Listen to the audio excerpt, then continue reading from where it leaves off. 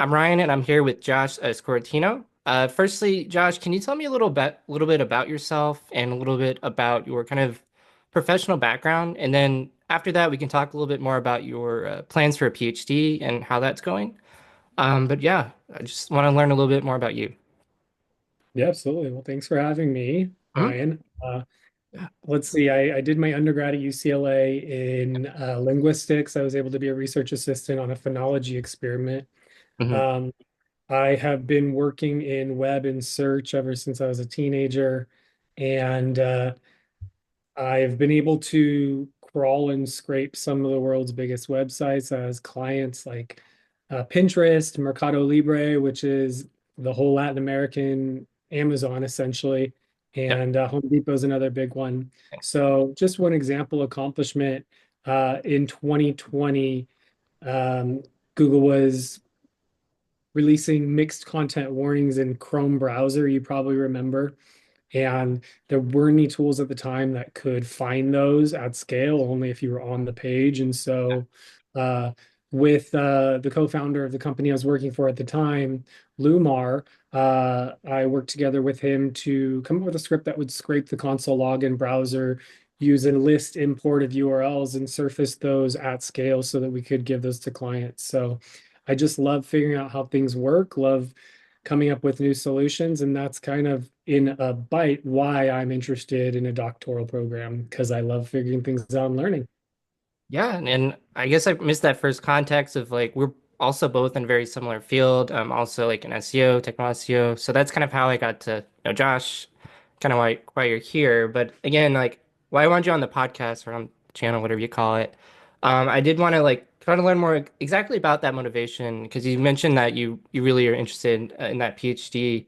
But what do you hope to gain from it? Is it more that you want to like teach? Is there like a research, you want to do research in a different environment? Or is there like some other type of end goal that you hope to kind of achieve through the PhD? Yeah. I think from what I've learned of other people who've pursued this path, Mhm. that I have similar motivations. I just want a terminal degree. Like it's just a personal achievement. I love learning too. So I'm Mhm. not doing it just for some sort of ego boost. Like this is something I'm going to enjoy as Mhm. much as we can enjoy all the hard hours that go into it, which you well understand. But also, Mhm. I am passionate about research. I'm passionate about learning. I like doing literature reviews so far. And I may teach how that exactly looks postdoc Yeah. remains to be seen, but I do have all those motivations. Yep.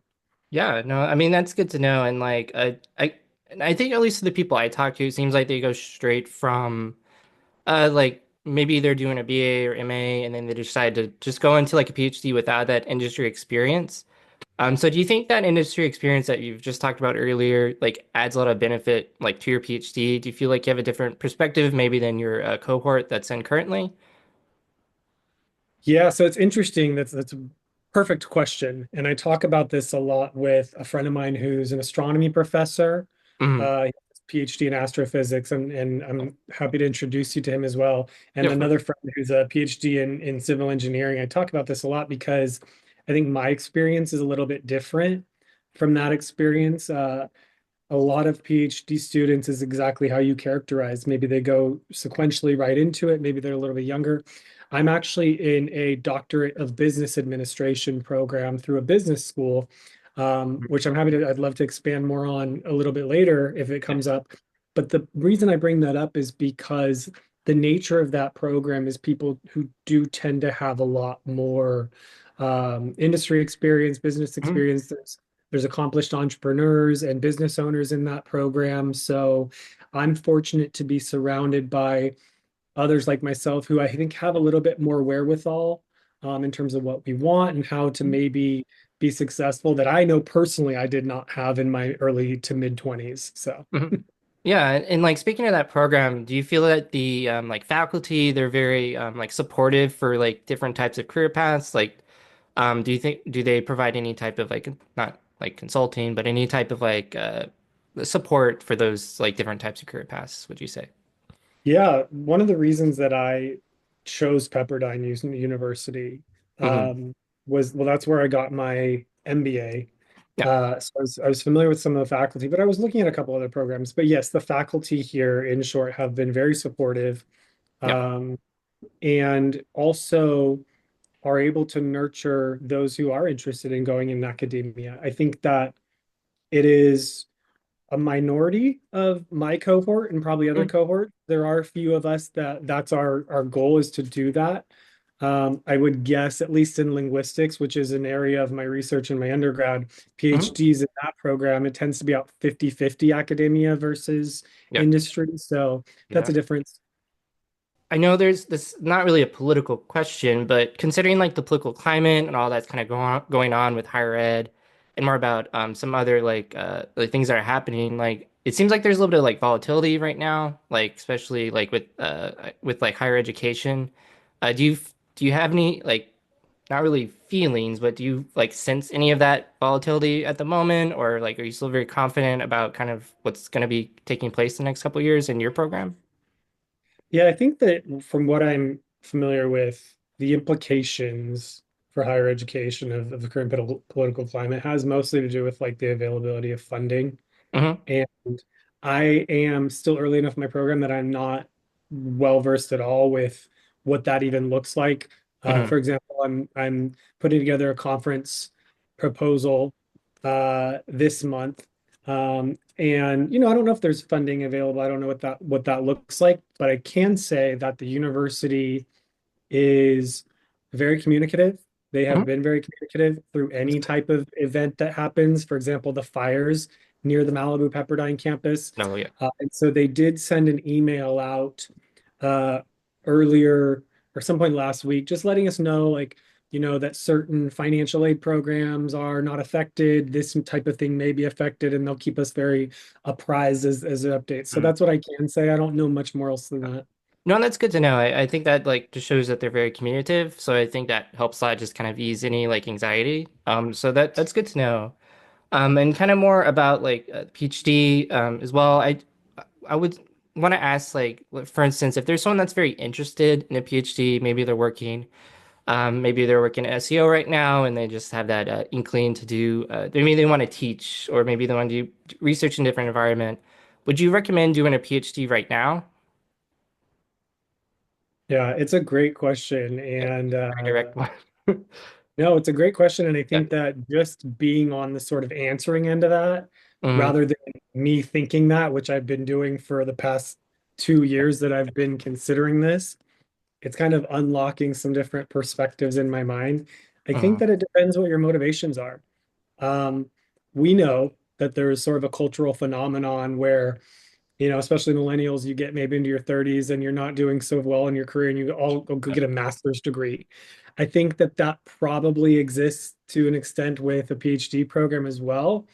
Funding can be different, but I think that if you are passionate about learning, which I am, I'm just excited to learn about anything. I do it in my free time or instruction environments, Hmm. and everybody else in my cohort as well, then definitely do it. You just have to consider the financial implications, especially with Yeah. traditional PhD programs and the stipends and how that works out. Yeah, and I think that's a good kind of segue question. Just because maybe I miss any context. Like, are you currently working right now, like doing this PhD, or is there like funding involved? Like, how does that work? Yeah, so it's not traditional in that sense. And I think that that's probably the biggest sense that this is not a traditional doctorate program. Hmm. I don't know how other business schools do their doctorate of business administration program. I know that Harvard was doing a DBA for business, but they've switched back to PhD for business. So I don't know, but I do know that the experience that I'm familiar with of my PhD friends versus me is it's not funded. You're not expected to be full time. We're all working professionals. I personally do freelance consulting right now, which gives me a Hmm. lot of freedom for Yeah. this program. So it's not a part-time program, but it's also not a full-time program either. It's for working professionals. Yeah.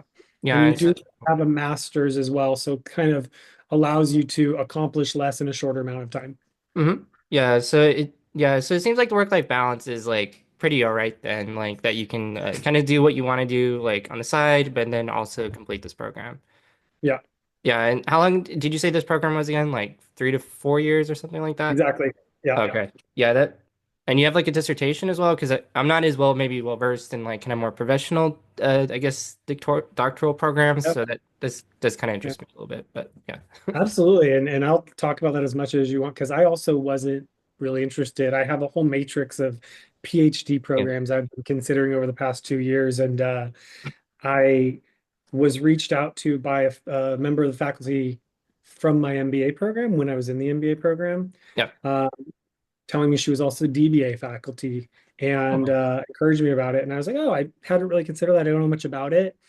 I think that there's mhm. only 40 DBA programs nationwide.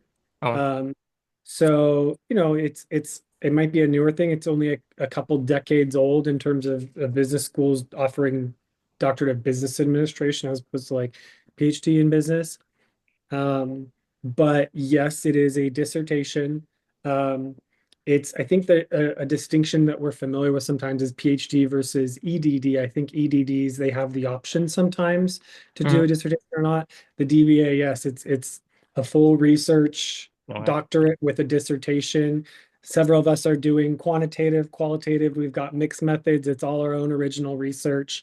I think Mhm, that just maybe one difference about why it's shorter is you do have to have a master's coming in, and also you're not focusing as much on publishing because that's more of the minority of the students where that's their goal.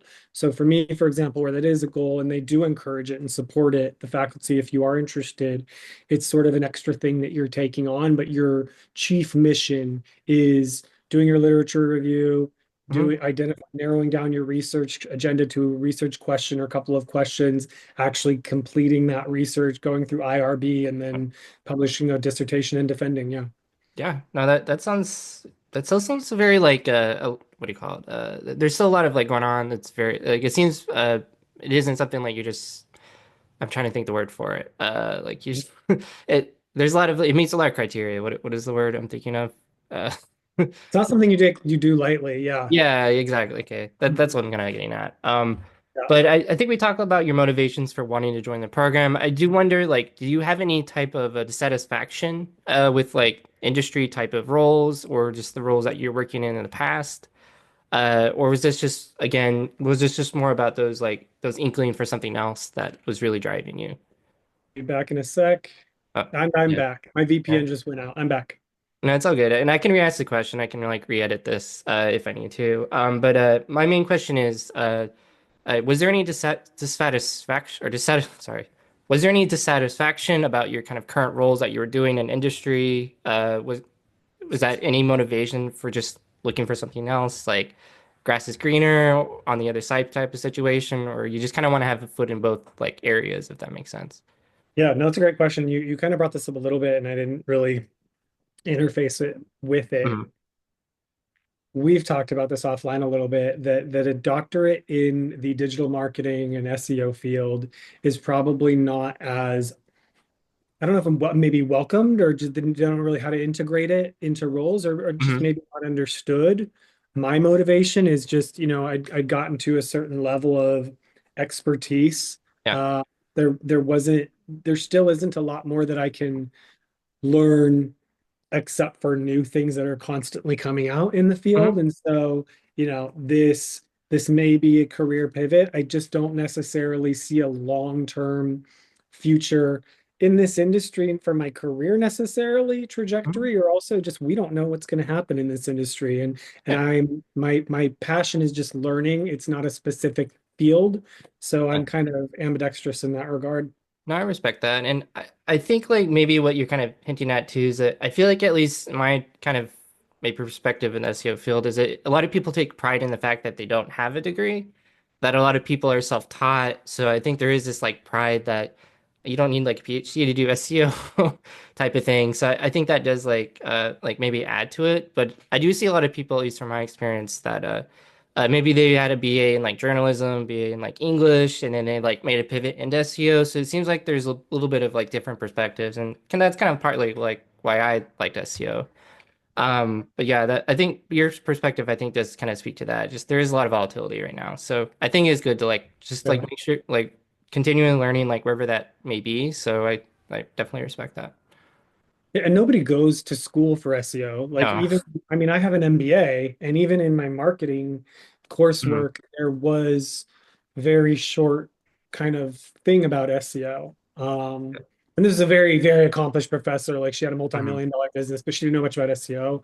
And Mhm. it's a newer field. People go to school for that. And that's the joke. That's the joke right in the field is like, you don't, nobody's working in like what they, that's in SEO is working in what they went to school Mhm. or their undergrad for usually. Yeah, well, and I had someone reach out to me, and I think they wanted to do their PhD like with a specialty in SEO, and I didn't know exactly what to say, to be honest. Like I think there is like room for like research for it, but I'm kind of curious what the coursework would look like, or like data, everything else. So I'm Yeah. not entirely sure, but again, like it is a really interesting field, but I mean, I can comment on that very briefly just yeah. because in my research, my methods are incorporating natural language understanding or computer Mhm. aided textual analysis. And so, I Yeah, mean, there's maybe I can some see that. applications for LLMs for LLM optimization. I Hmm. mean, sure, somebody could totally read the Google patents and get very well informed about that and, find something interdisciplinary there. There's an opportunity. It just may not be well understood by those in the industry. Yeah. Well, I mean that's true. So I was trying to look at a few of my other questions, which I don't have too many, but was there anything that you would like to maybe like promote, like any type of project you're working on? Because I'm happy to always like include that at the bottom of the description, like just because I think it's important to like share kind of what people are working on, kind of things outside of like the PhD or the academic kind of path that really excite them. So I'm happy to kind of leave a link or anything like that. Yeah, I don't have anything that I'm working on in terms of that could be linked right Mm-hmm. now, or I'm working on a conference submission that's going to be a conceptual framework.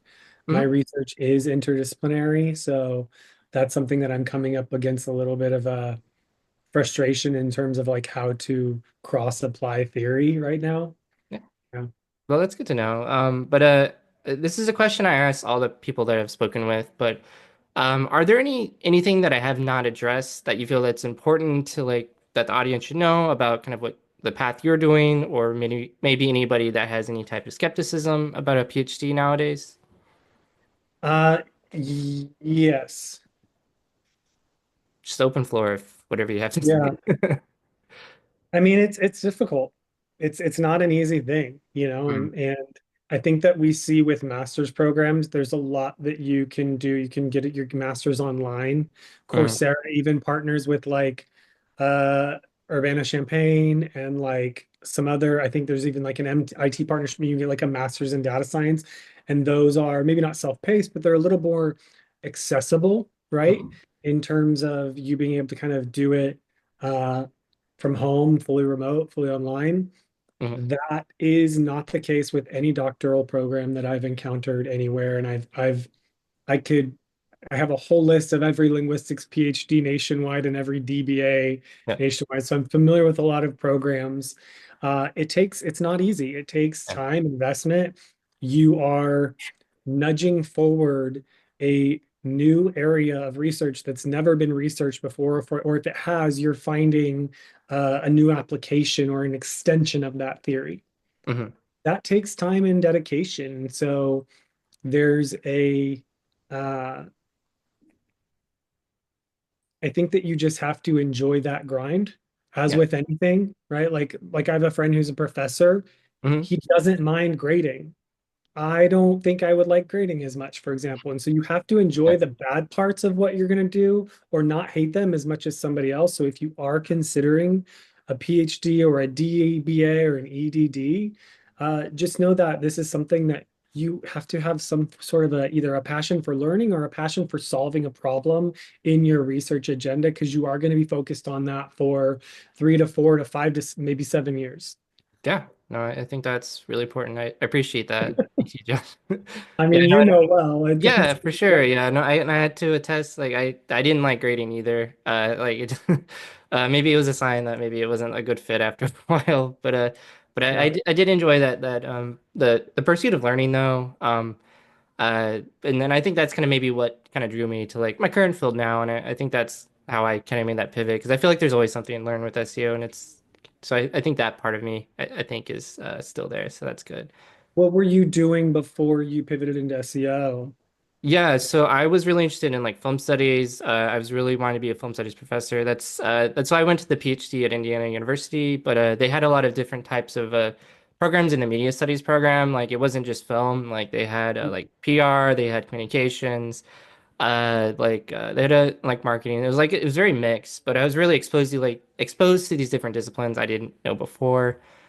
So that allowed me to kind of pivot slightly within the department and then kind of look at more strategic communications, stuff like that. And then my dissertation was about where I interviewed evangelists that worked at like tech companies. And it kind of drew kind of my on my some past research kind of interest in like in cult film and like in like just how and just like cult not really cultism but like fandom like communities like that Mm, part of it and just yeah, like why yeah and how these evangelists like why they use these terms like evangelist and also like how they interact with communities. So there's a lot of things that I was kind of drawing previously, but I didn't really want to drop the PhD. Like I still wanted to still pursue it. I felt like it was still a worthy cause to do that. But yeah, then I ultimately like started exploring like non-academic careers after that. Like towards the end, like near my dissertation, got my internship, SEO internship, and that's what happened there. But yeah, so yeah. that's my story in a nutshell. There's plenty to learn. There's plenty to learn. I don't know how good you are with Core Web Vitals, but if you ever want somebody to tell you everything and bore your ear off, I'm happy to share all the knowledge I've gained in that area. Maybe on a different podcast, but Yeah, maybe on a with different podcast. SEO podcast, but But uh, that's really interesting about your research because my research is linguistics and organizational behavior. So I'm also mhm. looking at like nomenclature and terminology and ways people characterize things. So it's very communications related, like yours. Yeah, and it was all like very like kind of more qualitative, like it was interviewing. So in a way, like that's kind of I feel like that kind of opened my eyes to like interviewing as a very like productive means of research, but also just like something that I could like work on and benefit myself. Because I don't think I would imagine like a couple years ago that I'd want to be doing an interview like this and like posting it on a channel or something like that. So like yeah, you definitely learn as you do things. Yeah. That's life. But yeah, again, thank you, Josh, for taking the time to speak with me. I think it's really informative. I think it does add a new like perspective to like the people I've talked with, because I feel like a lot of people always kind of like have like a lot of negative feelings about their decision to move, or they might just have they come from a different like background. So I think it's good to kind of see that inverse of someone going into it instead of out of it. So it Yeah. really does help a lot. So thank you, Josh. Yeah, definitely. Thanks for having me. And if Mhm. you don't mind, I would like to Yeah. go back a little bit. You asked if there's something Mhm. I'm working on right now. Yeah, of course. I kind of forget to integrate the different silos within my life Mhm. better, a little segmented. But yeah, I'm working on something right now that is uh, meant to help level the playing field for apartment hunters. Ah. Uh, and especially in a climate right now where we've got price fixing, price gouging after the LA fires is a really good example. Mhm. And there's, what I discovered in my own experience is there's no leverage that renters Mhm. have into transparency of how often rent prices change for Yeah. individual floor plans and by how much leasing offices change them. And they just that information doesn't exist readily on demand anywhere. And so I'm Mhm. working on a project right now, me and my business partner about to launch our MVP Yeah. to do some product market testing and validation Mhm. and see if we can launch this. But I think that it's really going to be helpful in terms of consumer leverage in terms of apartment price transparency. Yeah. I mean that it might not seem like it's relevant, but I know a lot of especially if you're like a PhD program, like finding affordable rent wherever you're at is definitely a big thing. So I feel like that is like going to be somewhat relevant. And it's like a research thing too. So I think that could be enlightening for those that are interested though. Yeah, we're a little early, but I may have a URL to give you for the bottom of your video. I'm not sure yet, though. We'll Yeah, see. no, I'm happy to share, and I think people might be interested to see that. So yeah, I appreciate that. yeah, of course. All right. Thank you again. All right. Thanks. Yeah. Okay, I'm gonna stop.